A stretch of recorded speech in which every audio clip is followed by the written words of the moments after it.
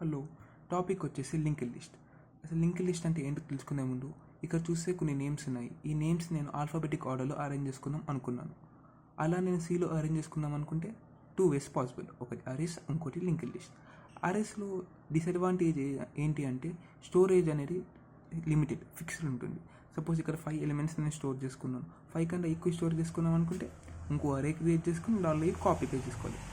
అదే లింక్ లిస్ట్లో అనుకోండి, ఒక నోడ్ క్రియేట్ చేస్తే చాలు.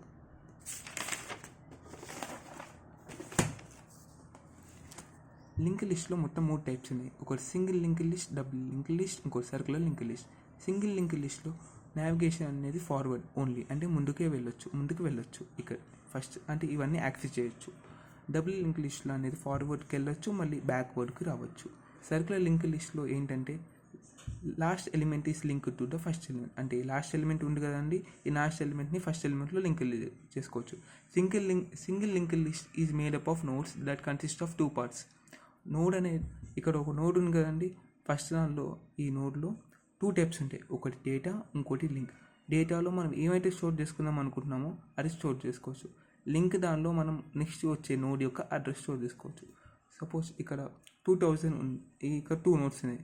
ఇక్కడ నెక్స్ట్ వచ్చే అడ్రస్ 2000ని మనం ఫస్ట్ నోడ్లో స్టోర్ చేసుకున్నాం. సపోజ్ థర్డ్ దానిలో కూడా అంటే ఇక థర్డ్ యొక్క అడ్రస్ని మనం సెకండ్ దానిలో స్టోర్ చేసుకున్నాం.